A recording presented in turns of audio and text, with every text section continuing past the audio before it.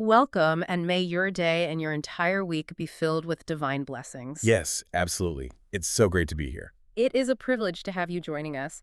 Today, we are opening up an ancient text that, on its surface at least, presents itself as this incredibly detailed and, let's be honest, somewhat dry construction blueprint. Right. It reads like an ancient spreadsheet. Exactly.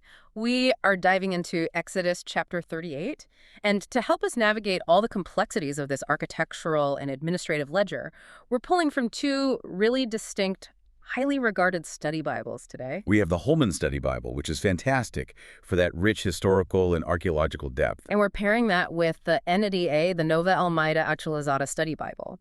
Their notes are incredible for precise modern conversions. Which is so needed here. Yeah. Combining those two gives us this remarkable stereoscopic view of the text, because the Holman notes ground everything in the ancient Near Eastern world, giving us the cultural backdrop of the late Bronze Age, Yeah. while the NBA notes meticulously translate those archaic measurements into a metric framework. Which changes everything for a modern reader. It does. It transforms this abstract list of cubits and talents into a tangible physical reality. Yeah. You can actually mentally construct what they're building. And that's exactly our mission for this deep dive. We want to go way beyond just reciting a building manifest.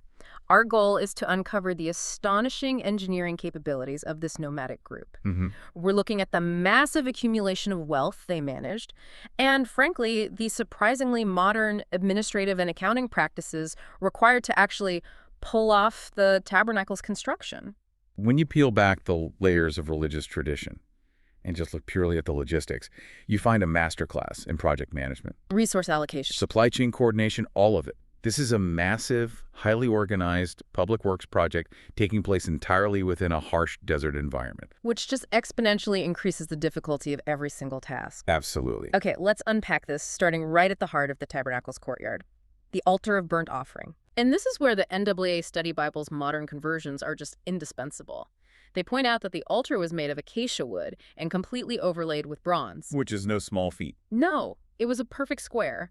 The measurements are 2.2 meters by 2.2 meters, and it stood 1.3 meters high. That's a substantial piece of equipment. And the text specifically notes it featured horns on its four corners, forming one continuous piece with the altar itself. The materials there are really deliberate. Acacia wood was the premier choice for that environment. It's incredibly dense, a very hard wood native to the region. Resistant to insects, water decay. Exactly. But think about the metallurgical challenge here. Overlaying a wooden frame of that size with solid bronze in a mobile desert camp, that is a significant engineering feat. They also had to craft these heavy bronze rings and acacia wood poles just to carry it. Because an object with that density, measuring over 2 meters square, that is a massive physical burden for anyone carrying it. And they made all the implements for it, too. Pots for ashes, shovels, basins, meat forks, fire pans.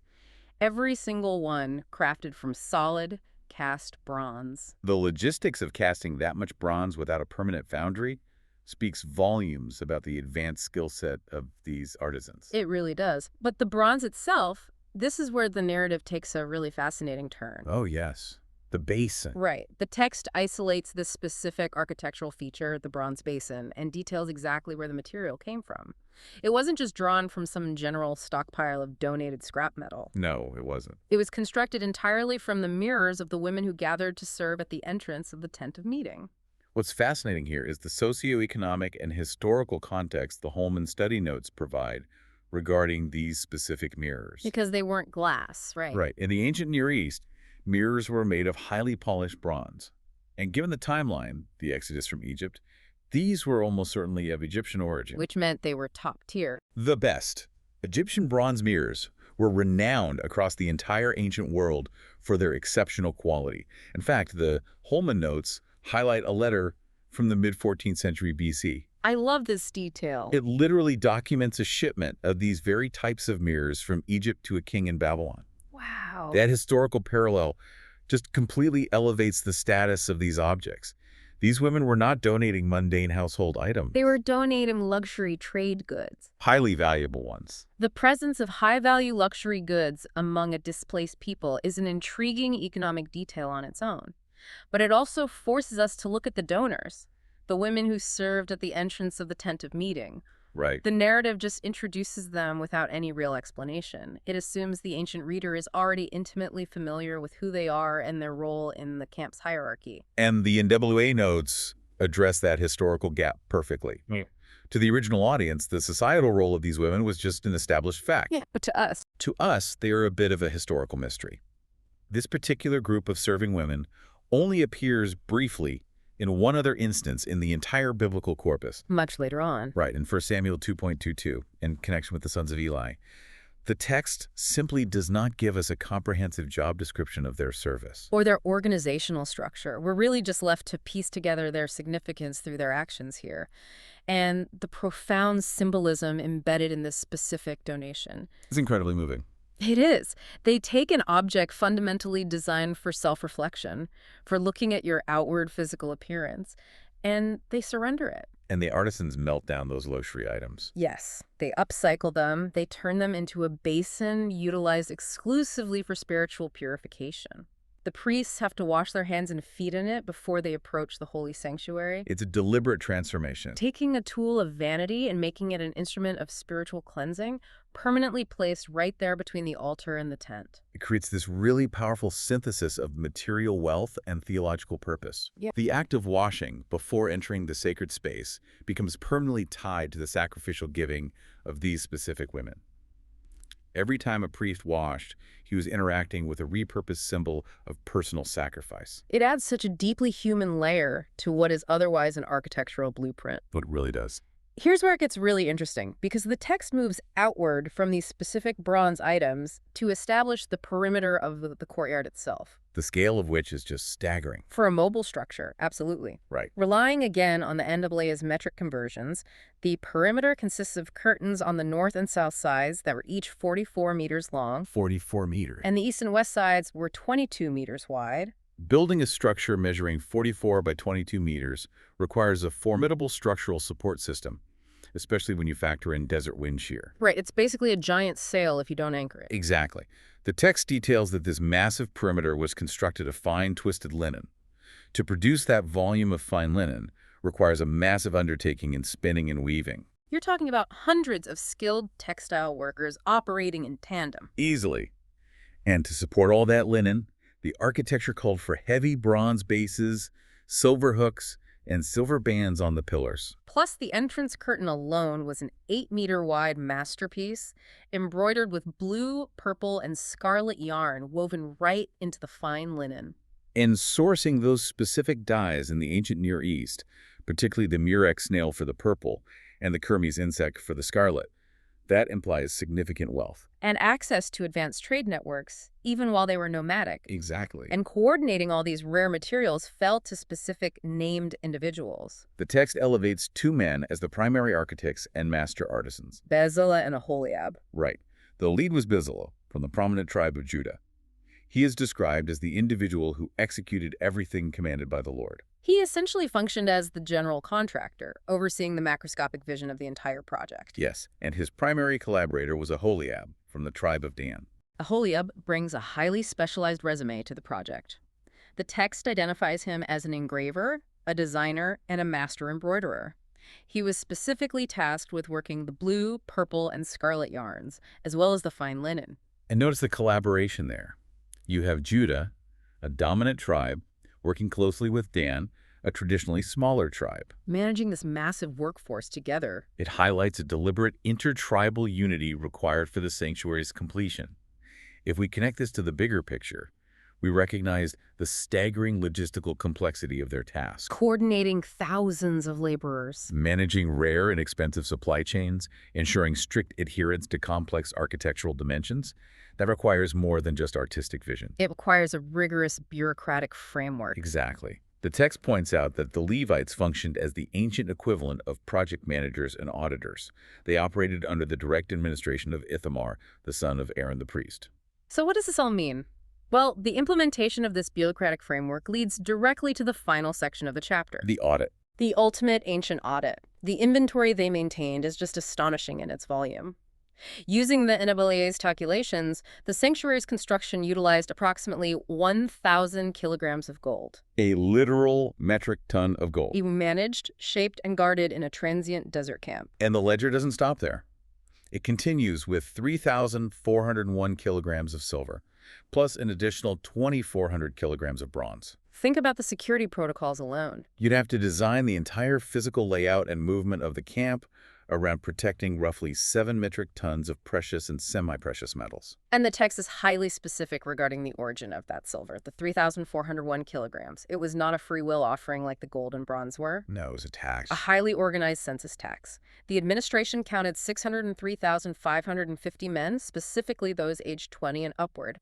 Every registered individual was required to pay a flat tax of exactly half a standard sanctuary shekel. And the NAA notes clarify what that actually looks like. Half a sanctuary shekel equates to roughly 6 grams of silver per individual. And the mathematics of the text are flawlessly precise.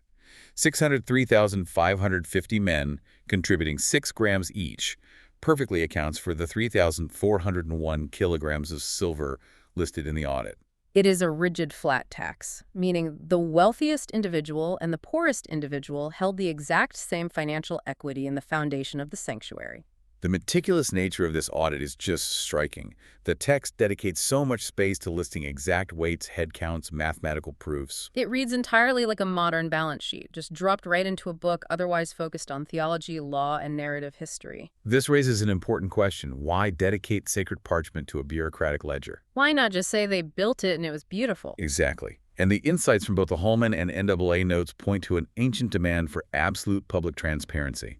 This was an official record designed to prove to the community that the administration was operating with unquestionable integrity. By recording every single gram of collected wealth, the leadership under Moses and Ithamar proactively prevented embezzlement and waste. It functions as a public relations necessity. Because when a centralized leadership requires a heavily burdened population to surrender their personal wealth, whether that's through free will offerings of luxury mirrors or a mandated silver tax, they must provide an airtight accounting of those assets. The ledger proves the wealth was actually transformed into the sanctuary.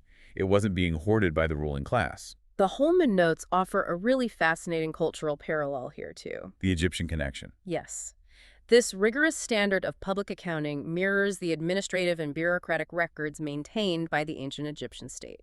Which makes perfect sense. The Israelites had just spent generations embedded in the Egyptian empire.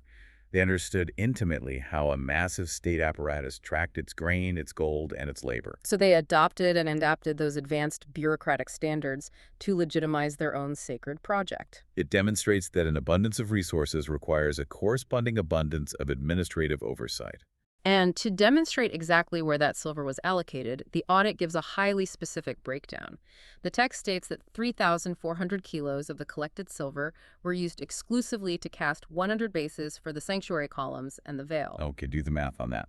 3,400 kilos divided by 100 bases means each individual base weighed an astounding 34 kilos. That is roughly 75 pounds of solid silver for a single foundational base.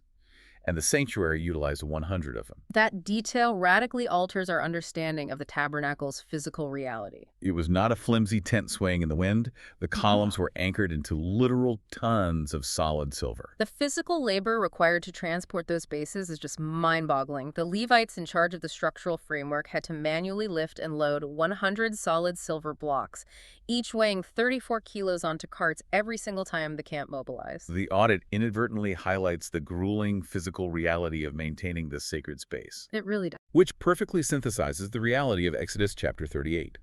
What modern readers often skim past as a dry architectural blueprint is actually a vibrant record of a highly sophisticated society. Right. It reveals a community capable of advanced metallurgy, complex textile production, and rigorous bureaucratic oversight. The detailed weights and measures are not just numbers. They are the empirical proof of a massive communal effort. Bound by strict administrative trust. Exactly. And a shared dedication to building something permanent in a totally hostile environment. It forces us to read the text with a newfound respect for their engineering and organizational prowess. It elevates the narrative from a simple story of a tent in the desert to a complex study of human collaboration, resource management, and the pursuit of transparency. Beautifully said. Which brings us to a final thought for you to ponder as you reflect on this deep dive. We've spent our time discussing the massive weight of this structure metric, tons of gold, silver, and bronze, and 34-kilo foundational blocks. Consider the psychological paradox of an entirely nomadic, displaced people choosing to build something so monumentally heavy and permanent feeling, knowing they would have to carry every single ounce of it on their backs across a shifting, trackless desert. Such a powerful image. When you look at massive public works, charities, or community projects in our modern world, how much of that ancient demand for absolute transparency, high-quality materials, and communal trust still drives what we build today? Do we value the meticulous accounting of communal resources as fiercely as this ancient text did? What does it say about the human need for stability and permanence that a society of wanderers would anchor their temporary camps with thousands of kilos of immovable silver? It's a profound paradox to consider, and it beautifully illustrates why these ancient texts continue to offer such rich avenues for exploration. Thank you for joining us as we explored the intricate details of Exodus 38. We deeply appreciate you spending your time learning with us. Have a wonderful week, and remember, God blesses all the listeners.